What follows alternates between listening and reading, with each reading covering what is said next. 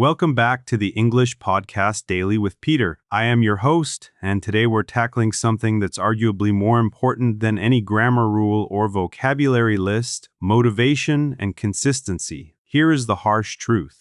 Most English learners quit. Studies show that about 90% of people who start learning a language give up within the first year. It's not because they're not smart enough. It's not because the language is too hard. It's because they lose motivation and can't stay consistent. You can have the best study methods in the world, but if you don't have motivation and consistency, you won't succeed. On the other hand, even with imperfect methods, if you stay consistent and motivated, you will reach your goals. So today, we're going to figure out how to stay motivated long-term and build consistency that actually lasts. To help me break this down, I am joined by Dr. Michael Torres, a behavioral psychologist and habit formation expert who's worked with thousands of people trying to build lasting habits. Michael, thanks so much for being here. Thanks for having me, Peter. I am really excited about this topic because motivation is often misunderstood. People think motivation is this magical feeling that you either have or you don't. But actually, motivation is something you can build and maintain through specific strategies. That's really encouraging. So let's start with the basics. Why do most English learners quit? Great question. So, there are several reasons why learners quit, and understanding these reasons is the first step to preventing it. The first reason is unrealistic expectations. Most learners start with the belief that they'll become fluent in 3 to 6 months. They see ads saying, "Learn English in 30 days," or "Become fluent in 6 months." These promises are unrealistic. In reality, reaching fluency takes 1,000+ hours of study, which is about 2 to 3 years of consistent daily practice. When learners realize after 3 months that they're not fluent yet, they get discouraged and quit. So the problem starts with unrealistic timelines. Exactly. And this is preventable. If you set realistic expectations from the beginning, you won't be disappointed. What's the second reason learners quit? The second is lack of progress visibility. Language learning is a long journey, and progress isn't always obvious. You might study for a month and not feel like you've improved. This creates a sense of futility. Why am I doing this if I am not getting better? But the truth is, you are improving. You are just not noticing it because the improvements are gradual. This is called the progress plateau, and it's where most learners quit. So it's about not seeing the progress you are making? Yes. And the solution is to track progress in visible ways. Not just "I studied for an hour," but "I understood 70% of a podcast," or "I had a 10-minute conversation in English." When you track concrete improvements, you stay motivated. What's the third reason? The third is lack of intrinsic motivation. Many learners are studying English because they feel they should, or because it's required for a job or exam. This is extrinsic motivation, motivation that comes from outside. But extrinsic motivation is weak and temporary. Once the external pressure is removed, the motivation disappears. True, lasting motivation comes from within, from your personal goals and values. This is intrinsic motivation.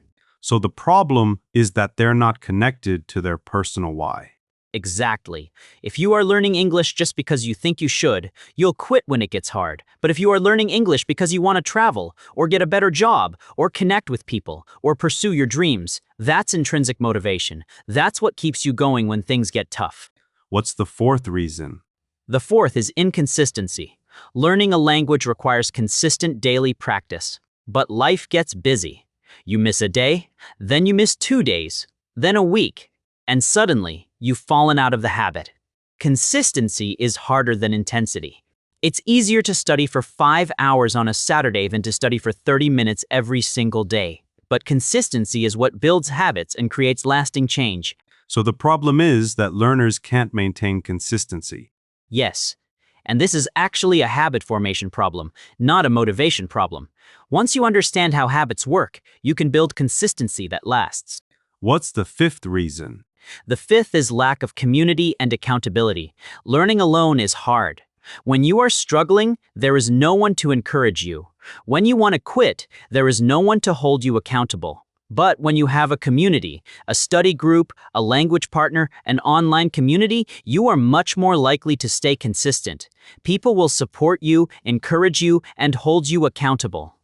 So isolation is a major factor in quitting. Absolutely. Humans are social creatures. We're motivated by connection and community. Leveraging this can dramatically increase your chances of success. Are there other reasons? One more, burnout from too much intensity. Some learners start with a lot of enthusiasm and try to study for 2 to 3 hours a day. This is unsustainable. After a few weeks, they burn out and quit. The key is finding a sustainable pace. It's better to study 30 minutes consistently than to study 2 hours intensely for a few weeks and then quit. Consistency beats intensity every time. Michael, let's dig into the psychology of motivation. What actually motivates people? Great question. There are actually 3 main psychological needs that motivate people. First is autonomy. People are motivated when they feel they have choice and control. If you feel like you have to study English, motivation is low. But if you feel like you choose to study English, motivation is high.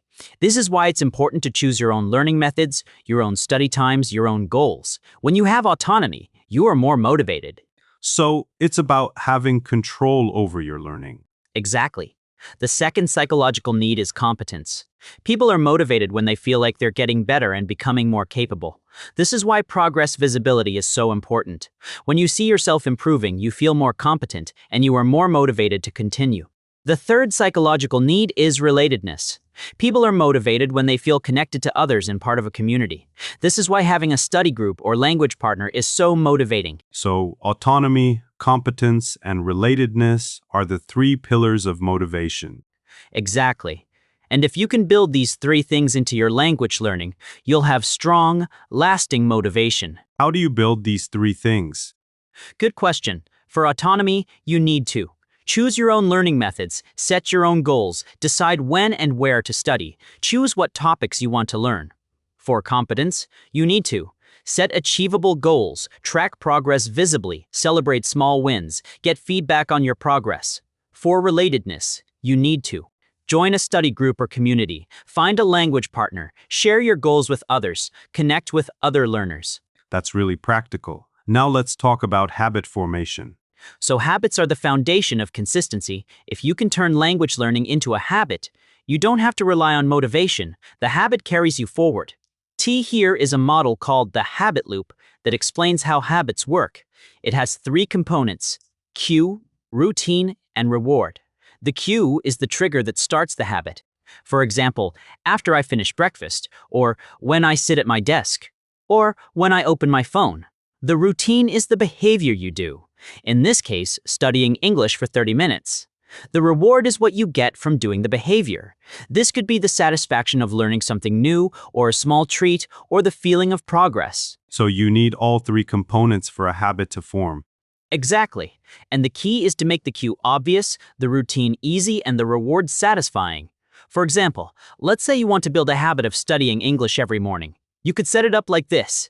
Cue, after I finish my morning coffee. Routine, I study English for 30 minutes. Reward, I check off my study streak calendar and I feel accomplished. When you do this consistently for about 2 to 3 months, the habit becomes automatic. You don't have to think about it anymore. You just do it. So the key is consistency over time. Yes, and research shows that it takes about 66 days on average for a habit to form. Some habits take longer, some shorter. But the point is, you need to be consistent for at least 2 months before the habit becomes automatic. What happens if you break the chain? That's a good question. If you miss a day, it's not the end of the world. But if you miss 2 days in a row, the habit chain breaks. Research shows that missing twice makes it much more likely that you'll quit entirely. So the rule is, never miss twice. If you miss 1 day, make sure you get back on track the next day. This keeps the habit chain alive. That's really helpful advice. So the key is consistency, with occasional breaks being okay, but never breaking the chain twice. Exactly. And if you do miss twice, don't beat yourself up. Just get back on track immediately. The important thing is not perfection, but getting back to consistency as quickly as possible. Okay, so let's get into the practical strategies. Michael, what's the first thing someone should do to build lasting motivation? The first thing is to identify your personal why. This is your intrinsic motivation. Why do you want to learn English? Not why you think you should, but why you actually want to. Is it because you want to travel? Because you want a better job? Because you want to connect with people? Because you want to pursue your dreams? Because you want to challenge yourself? Write down your personal why. Make it specific and emotional. For example, not I want to learn English, but I want to learn English so I can get a promotion and provide better for my family. The more specific and emotional, the more motivating it will be. So it's about connecting to your deeper purpose. Exactly. And when you are struggling, you can come back to this why and remember why you started. This is what keeps you going when motivation is low. What's the second strategy? The second is to set realistic goals and break them into smaller milestones. Most learners set a goal like, I want to be fluent in English. This is too vague and too far away. Instead, set specific, measurable, achievable goals. For example, I want to understand 80% of a movie without subtitles in 6 months. I want to have a 10-minute conversation in English in 3 months. I want to pass the TOEFL exam with a score of 100 in 6 months. And then break these goals into smaller milestones. Month 1, understand 50% of a movie. Month 2, understand 60% of a movie. Month 3, understand 70% of a movie, etc. When you have specific milestones, you can see your progress and you stay motivated. So it's about making goals specific and measurable. Yes, and it's important that the goals are achievable. If a goal is too hard, you'll get discouraged. If it's too easy, you won't be motivated. The sweet spot is a goal that's challenging but achievable. What's the third strategy? The third is to track your progress visibly. This ties into the psychological need for competence. When you see yourself improving, you feel more competent and you are more motivated.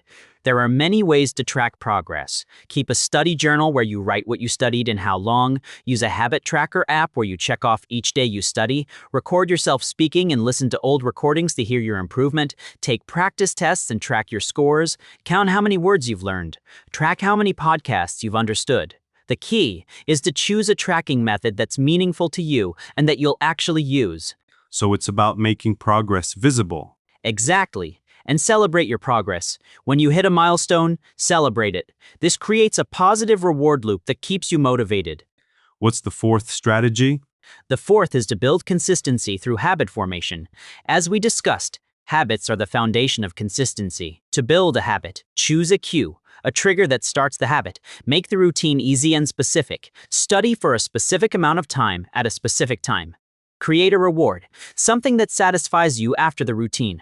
Repeat consistently for at least 2 months. For example, cue, after breakfast. Routine, study English for 30 minutes using Anki. Reward, check off my calendar and feel accomplished. Do this every day for 2 months, and it becomes automatic. So it's about making the habit as easy as possible. Yes, and this is why starting small is important. Don't try to study for 2 hours a day. Start with 15 to 30 inches a day. Once this becomes a habit, you can increase it. But the key is to start with something sustainable. What's the fifth strategy? The fifth is to find accountability and community. Learning alone is hard. When you have others to support you and hold you accountable, you are much more likely to stay consistent. Here are some ways to build accountability. Join a study group. Find a language partner. Join an online community of English learners. Tell your friends and family about your goals. Share your progress on social media. Find an accountability buddy who's also learning English. When you have people supporting you and holding you accountable, are much less likely to quit. So it's about leveraging the power of community. Exactly. Humans are social creatures. We're motivated by connection. Use this to your advantage. What's the sixth strategy? The sixth is to embrace the learning plateau and reframe it. As we discussed, language learning has plateaus where it feels like you are not making progress. This is where most learners quit. But here is the truth. Plateaus are normal and necessary. During plateaus, your brain is consolidating learning. You are actually improving, even if you don't feel like it. So when you hit a plateau, don't quit. Instead, reframe it. This is a normal part of learning. My brain is consolidating what I've learned.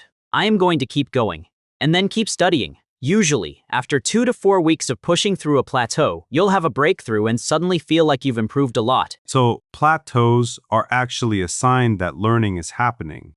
Exactly. And knowing this can help you push through them instead of quitting. What's the seventh strategy? The seventh is to vary your study methods to keep things fresh. If you are doing the same thing every day, you'll get bored. Boredom kills motivation, so vary your study methods. One day, study vocabulary with flashcards. Another day, listen to a podcast. Another day, have a conversation. Another day, read an article. Another day, write in a journal. When you vary your methods, you stay engaged and motivated.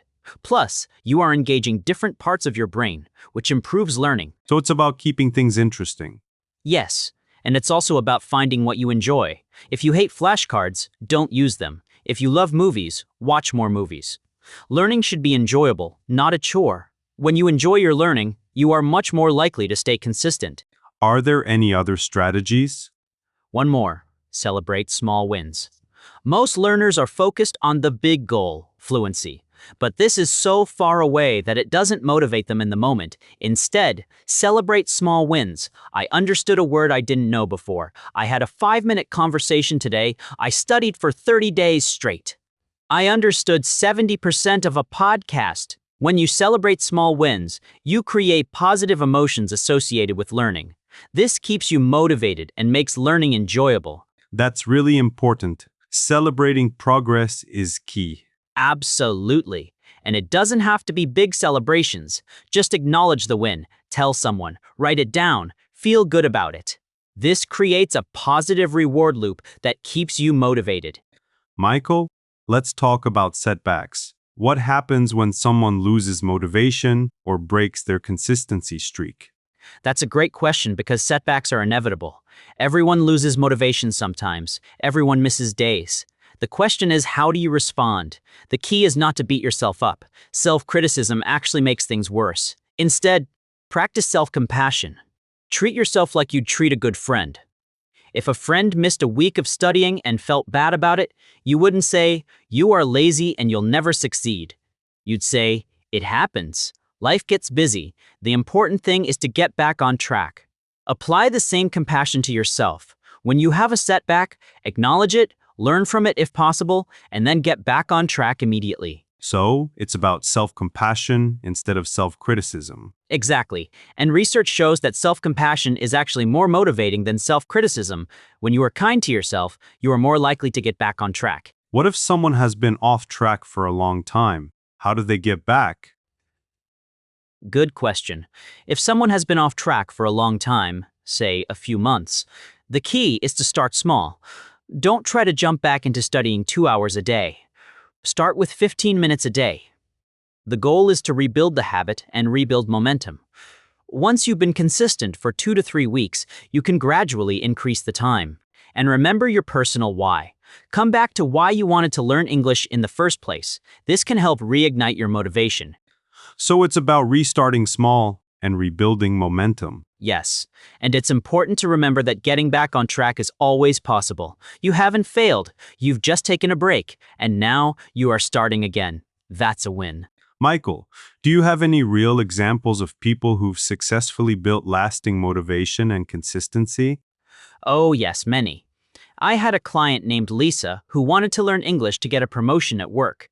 She was very motivated at first, but after 3 months, she hit a plateau and lost motivation. We worked on identifying her personal why more deeply. She realized that the promotion wasn't just about money, it was about being able to lead a team and make a bigger impact. This deeper why reignited her motivation. We also set up a habit system. She studied 30 minutes every morning after breakfast. We tracked her progress visibly, and she joined an online community of English learners. After 6 months, she was consistent in making great progress. She got the promotion, and more importantly, she maintained her English learning because she'd built sustainable habits and community. That's a great example. Do you have another one? I do. I had a client named Carlos who quit learning English after 6 months because he felt like he wasn't making progress. He was discouraged and thought he wasn't capable of learning English. We reframed his thinking. We showed him that he was making progress. He just wasn't seeing it. We set up a progress tracker where he recorded his achievements.